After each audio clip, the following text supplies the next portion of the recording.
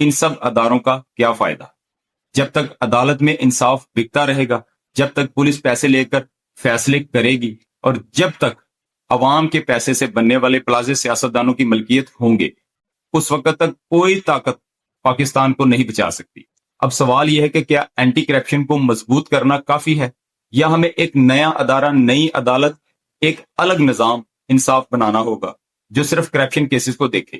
کیوں نہ ایک ایسی کرپشن کوڈ بنائی جائے جو کسی پریشر میں نہ آئے، جہاں کیس مہینوں میں نہیں بلکہ ہفتوں میں فیصلے ہوں، جہاں سزا صرف قید نہیں بلکہ زندگی کی پابندیاں ہوں، جائیداد کی ضبطی اور مثال بنا دینے والی سزائیں ہوں، بالکل ویسے ہی جیسے سنگاپور میں ایکشن تیز سزا سخت، چین میں کرپشن پر سیدھی گولی، اور سعودی عرب میں عوامی شرمندگی سزائیں، تو پھر پاکستان پیچھے کیوں ہے؟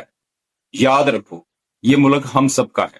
اگر کرپشن کا گند صاف نہ کیا گیا تو جو بچ گیا ہے وہ بھی ڈوب جائے گا۔ اب وقت آ گیا ہے کہ صرف تماشا نہ دیکھو، آواز بنو، سوال بنو، ایسی عدالت، ایسا نظام مانگو جو کرپشن کو انجام تک پہنچا دے، کیونکہ انصاف مانگا نہیں جاتا، لیا جاتا ہے۔ اگر آپ کو ہماری ویڈیو پسند آئی ہے